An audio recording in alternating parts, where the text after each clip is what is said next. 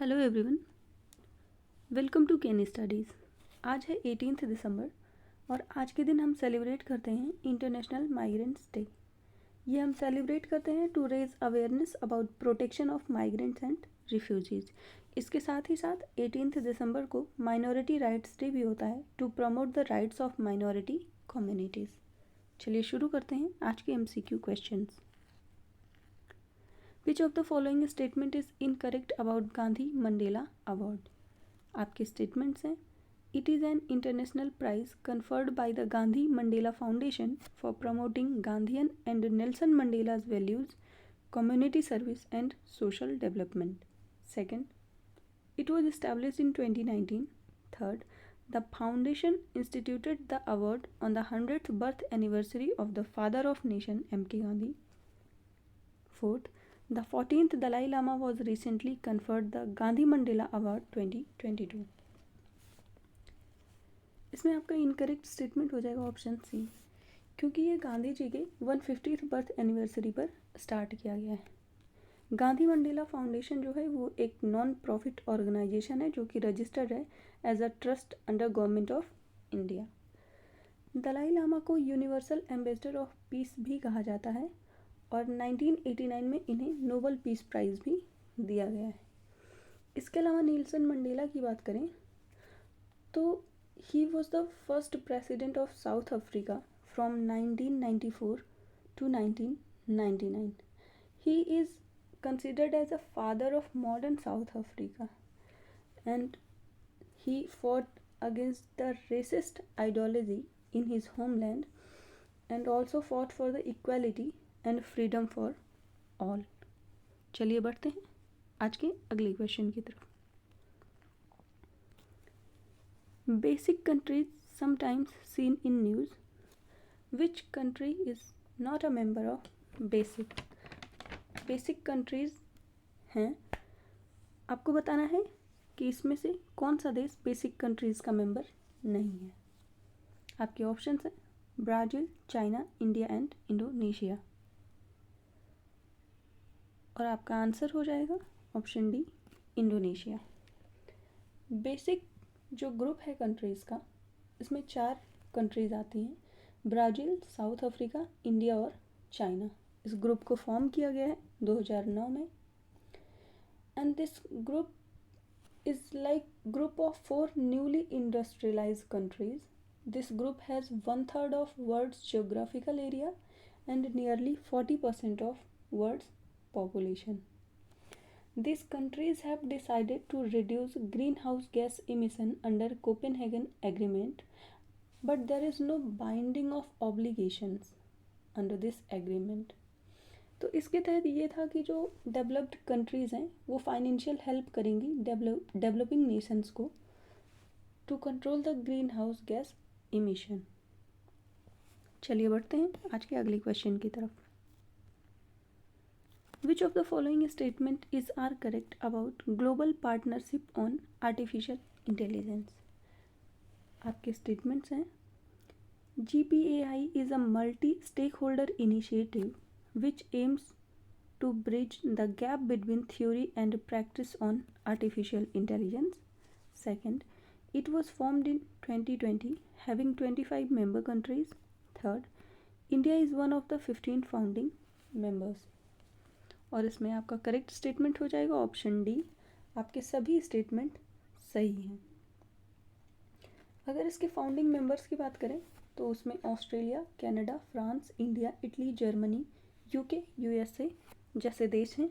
15 देश हैं जो इसके फाउंडिंग मेंबर्स हैं। रिसेंटली अभी इंडिया को इसकी प्रेसिडेंसी हैंड ओवर की गई है फॉर 2022 एंड 23 बाय फ्रांस, तो इसलिए ये काफ़ी चर्चा में रहा है।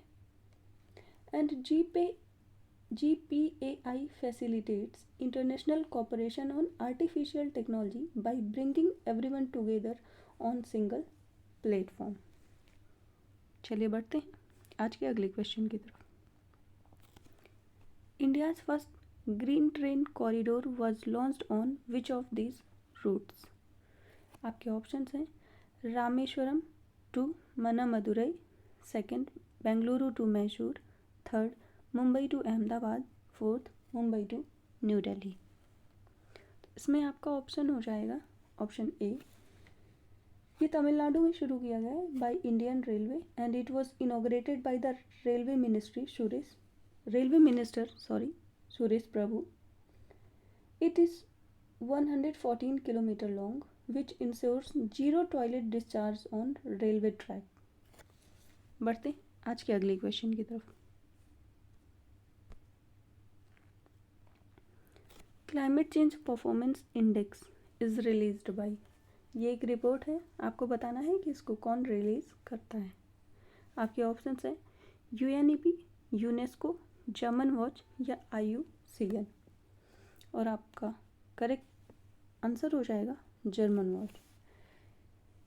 ये रिपोर्ट एनुअली आती है सिंस 2005। अभी हाल की रिपोर्ट जो आई है 2023 की, उसमें इंडिया ने अपना 2 रैंक का सुधार किया है और अब वो 8th रैंक पर आ गई है। इस रिपोर्ट के अनुसार India top 5 best performing countries में है, जो कि क्लाइमेट चेंज से रिलेटेड परफॉर्मेंस पे बेस है। और ये रिपोर्ट जो है वो रिलीज़ किया गया है इन COP27, जो कि हुआ है अभी हाल में शर्म अल शेख, जो सिटी है इजिप्ट की। ये जो रिपोर्ट है इसका एम होता है to enhance transparency in international climate politics and to track the performance of 63 countries and यूरोपीय यूनियन। ये जो 63 कंट्रीज़ हैं they are together responsible for more than 90% of global greenhouse gas emission, इसलिए इन पे ध्यान देना और ट्रैक करना ज़रूरी हो जाता है। इस रिपोर्ट की अगर बात करें क्लाइमेट चेंज परफॉर्मेंस इंडेक्स की, तो इसमें 1st, 2nd और 3rd रैंक पे किसी भी देश को नहीं रखा गया है। 3rd के बाद 4th पे रखा गया है डेनमार्क को, जो कि देखा जाए तो ग्लोबली वो पहले नंबर पे है, और फिर है 2nd पे स्वीडन। फर्स्ट परफॉर्मर्स की बात करें तो उसमें आएंगे ईरान, सऊदी अरब और कजाकिस्तान। चलिए बढ़ते हैं आज के अगले क्वेश्चन की तरफ। With respect to transport for all challenge, choose the incorrect statement। आपके स्टेटमेंट्स हैं it is an initiative of ministry of housing and urban affairs.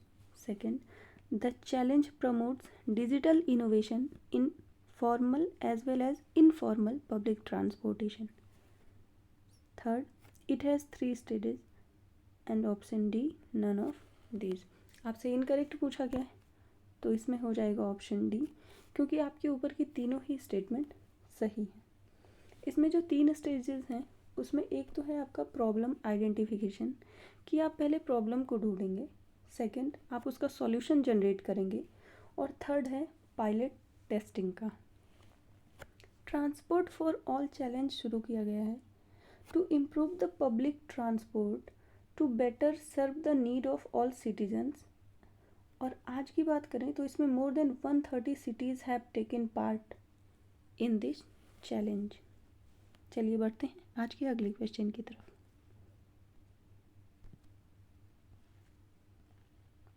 Which of the following statement is incorrect of India's Panchamrit on climate change.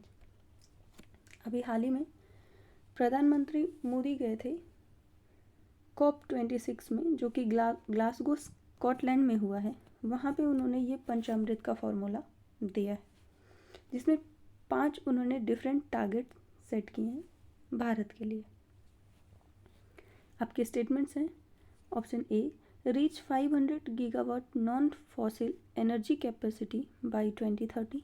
Second, 75% of its energy requirement from renewable energy by 2030। C, reduction of total projected carbon emission by 1 billion ton from now to 2030. And fourth, reduction of carbon intensity of the economy by 45% by 2030 over 2005 level। तो इसमें आपसे incorrect statement पूछा गया और आपका incorrect statement हो जाएगा option B, क्योंकि 75% ऑफ एनर्जी रिक्वायरमेंट नहीं, ये 50% ऑफ एनर्जी रिक्वायरमेंट है फ्रॉम रिन्यूएबल एनर्जी बाय 2030। तो 4 तो आपके ये हो गए फिफ्थ जो आपका है टारगेट वो ये है to achieve the target of net zero emission by 2070।